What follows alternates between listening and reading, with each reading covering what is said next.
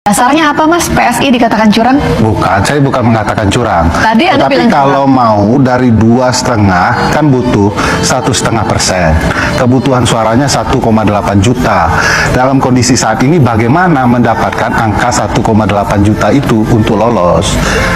Nah itu pertanyaan yang saya Jadi Anda ajukan. tidak Kan mengatakan masuk PSI akal. curang ya? Saya tidak tahu siapa yang curang, apakah PSI-nya, penyelenggaranya, atau pihak tertentu. Itu yang saya sampaikan Mbak Gren. Tetapi untuk penggelembungan sebesar itu, di hari seperti ini, sampai penentuan kayaknya sih tidak mungkin. Anda mengatakan PSI menggelembungkan suara? Saya bilang angka yang digelembungkan untuk saat ini tidak mungkin. Bagi saya tidak menuduh, tapi tidak mungkin kan boleh. Oke, saya mau memperjelas aja. Gitu karena Ya, bagi saya memang tidak akan mungkin angka dari 2,5 dalam hitungan beberapa hari besar melesat laju sendirian gitu ya. Sementara ini perlu Mbak Grace perhatikan, perubahan angka bukan di persentase, tapi angka realnya berubah, turun naik. Hampir tidak mungkin gitu ya. Ya, si rekap ini kan merupakan work in progress ya Mas ya. Bukan Kalau kita sirekap lihat. yang maksudkan. Yang saya maksudkan angka perhitungan realnya. Iya, perhitungan real count ini kan yang kalau kita bisa lihat dipantau di lapangan kan beda-beda ya Mas, karena masih manual work ya, pekerjaan manual. Artinya kalau kita lihat sekarang saya udah pegang nih D1 di dapil saya, tetapi kalau kita lihat di Sirekap kan masih 30%. Yang berubah itu Mbak, bukan persentasenya, tapi penghitungan per TPS-nya. Perhitungan per TPS. Ya, angkanya misalnya 30, lalu ada yang naik, ada yang turun. Iya. Nah, ini yang menurut saya tidak mungkin. Iya, kita kan perlu ingat Sementara bahwa ada tren, proses di TPS itu, hanya PSI yang naiknya signifikan begitu. nah ini makanya nih Anda menggiring dengan berdasarkan data Tidak menggiring, yang itu nggak fakta jelas. di lapangan, Kalau kita lihat, tinggal dilihat Mas, saja. ini kan data manual ya. Di berbagai TPS kami juga menemukan misalnya batang lidi PSI itu ada 10, ditulisnya 0. Tapi kan kita nggak bilang PSI dengan sengaja digembosi. Ini kan pekerjaan manual, orang bekerja dari pagi sampai tengah malam, bisa saja salah hitung, salah catat, salah jumlah. Makanya tugasnya di situ kan ada saksi-saksi dari semua partai ada di sana dan bisa menyaksikan sama-sama. Jadi saya pikir jangan PSI selalu juga ya Mas menghitung ya. kasus batang lidi yang angkanya tidak terlalu besar. Tapi yang saya bicarakan ada beberapa daerah yang angka untuk PSI naik signifikan. Iya, sampai baik. saat ini Silakan, Chris.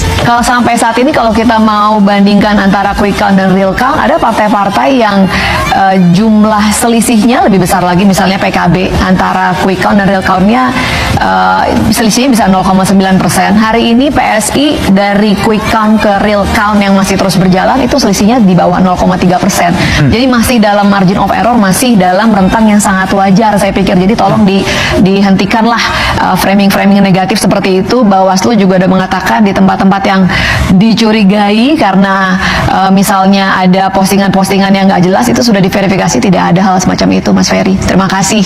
Kalau gubernur ini punya cara pandang berbeda dengan sang kakak, ini agak rumit membangun dominasi dinasti Jokowi di wilayah penting ini. Oleh karena itu, menarik juga kalau kita bisa membayangkan bagaimana posisi gubernur Jakarta dipegang oleh sang adik. Artinya, akan ada peran penting keluarga Jokowi ke depan di wilayah penting yang bernama kawasan aglomerasi, di mana uangnya yang dihasilkan jauh lebih banyak dengan IKN ibu kota negara yang baru. Kalau Bapak bosan silakan keluar. Pintunya ada di sana. Bukan masalahnya. Jadi saya nggak nonton dia, saya nonton minta gosip. supaya nggak dikomentari setiap kalimat dari pembicara. Terima kasih penilaiannya. Dan bagi saya ini pelanggaran konstitusional yang begitu nampak jelas di kita. Ini peristiwa berulang untuk menumbuhkan satu keluarga saja. Dan bagi saya ya pelanggaran-pelanggaran konstitusi ini. Ya oke teman-teman, kita lanjut kembali lagi bersama saya di channel video ini.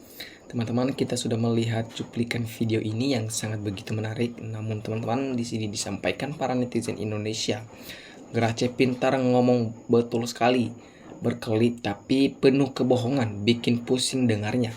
Jadi sekarang PSI binasa, hancur, lulus sesuai hukum Allah, sejalan lengsernya pengkhianat partai yang sarkah. Nah, kasihan PSI dulu partai yang konsisten, pilihan rakyat ke depan gembos. Jadi emangnya siapa yang percaya orang yang menjilat ludahnya sendiri PSI? Tenggelamkan partai yang tidak bermanfaat bagi rakyat Indonesia, bikin kacau dan gaduh.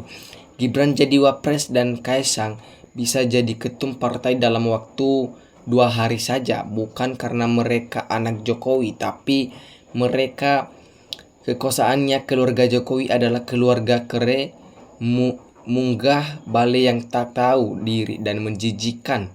Nah, teman-teman, PSI mending bubar daripada ngabisin dana buat pemilu jauh dari menang. Kalau seandainya si Mulyono tidak memaksakan anaknya menjadi wakil dan tidak ikut cewek-cewek, mungkin masyarakat tidak seribut ini. Jadi logikanya siapa yang mau pilih partai yang tidak memiliki figur tokoh? Jadi dari dulu PSI ini nggak pernah ada gunanya bagi masyarakat Indonesia. PSI dari kelompok dinasti, semoga pemilu berikutnya tidak ada seseorang pun yang memilihnya. Jadi orang bersalah ditutup dengan rapi. Pakai emas pasti tercium seperti bangkai yang dibungkus emas. Jadi Grace PSI Iklini lucu, makanya nyungsep. PSI menang BPJS gratis, mikir pakai otak, bayar aja BPJS, banyak utang apalagi gratis bangkrut. Jadi jangan kaget, yang namanya pengkhianat sukanya untuk kepentingan sendiri. Jadi saya kepintaran seorang dipakai buat manipulasi kebohongan. Buat apa kuliah mahal-mahal kalau hanya buat menipu rakyat Indonesia? Jadi teman-teman, tidak ada perbuatan yang salah beruntung. PSI fokus set saja dompleng Pak Jokowi, jadikan ketum dan menangkan pemilu. Ya betul, dulu saya salut sama Pak PSI, partai yang jujur. Ternyata setelah datang kroni Jokowi dan putarnya, saya jijik sampai PSI. Budaya Indonesia memang begitu.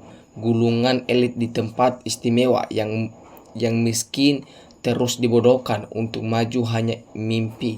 Mantap bosku, bongkar semuanya, jangan takut rakyat di belakang bapak. Nah, tolong realistik, nggak perlu emosi tapi berdasarkan data dan fakta. Tapi PSI tetap mengandalkan Jokowi dan keluarga, lebih baik lupakan saja. Eksisten negatif sudah mulai berkembang, tidak berkendali dengan resisten negatif meningkat. Jadi gajah mati meninggalkan gading, Pinocchio mati tinggalkan belakang, dan KKN.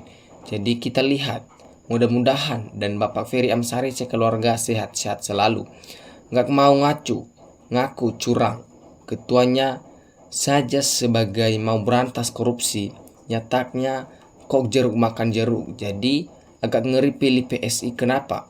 Warteg bisa hilang makanannya. 5 ngaku 1 kader PSI itu viral waktu makan di warung. Jadi kita jangan sombong tentang hal ini. Jadi mana Kaisang, ketua PSI, kok nggak pernah berhadapan dengan media? Jujur, karena dia sudah terpojok, memperjelas tapi dengan cara menekan alasannya. Sekadar saran bahwa hukum undang-undang saat ini negara itu tidak ada yang harga mati. Aturan Tuhan aja dilanggar, apalagi hukum yang dibikin manusia bisa dirubah. Jadi karena kalau kebohongan terbongkar, PSI marah. Jadi selama ini bilang itu berarti membohongi publik. Jadi yang menunjukkan kebohongan berarti Gusti Allah. Apa nggak malu bohongi rakyat Indonesia? Kenapa ya? Grace hanya mencari alasan agar gampang ngelas. Jadi Grace ini telinganya kopok tak bacis. Benar-benar tanya si Grace ini siapa Sofian Wanandi, orang-orang kayak gini bikin rusak Indonesia. Nah, percuma ngomongin PSI partai gurem yang sok pintar. Grace, sadarlah omonganmu itu hanya untuk bela junjungmu. PSI partai apa tuh? Orang maju masuk kader jadi ketum. Mikir partai kok cuman biasanya nebeng anak penguasa. Alasannya curangnya, tapi tetap curang. Rakyat sudah tahu PSI curang, udah muak. PSI itu gila kekuasaan, gila jabatan, gak nyadar bahwa itu semua adalah akibat bukan penyebab. Tentu baik buruk orang yang berkuasa yang didasari oleh kemunafikan di awalnya. PSI itu tidak sampai pemikirannya ke arah seperti itu.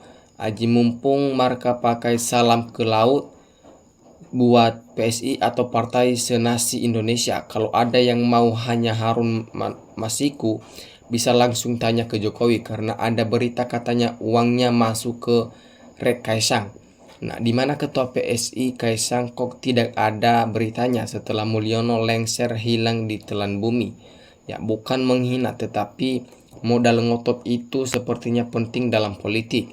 Nah, ini orang dari partai Garuda sama dengan si Godari. Maklumi saja partai masih hijau, belum tahu mana kanan mana kiri. Nah, ada satu perempuan lagi dari PSI kalau sudah bunyi nyondros sama yang ini juga emosi mulu. Jangan mengharap perempuan macam dia jadi pemimpin negara mau jadi apa. Gak mau dibilang curang, memang pelaku curang seperti itu sok tidak curang padahal dia otak kecurangan.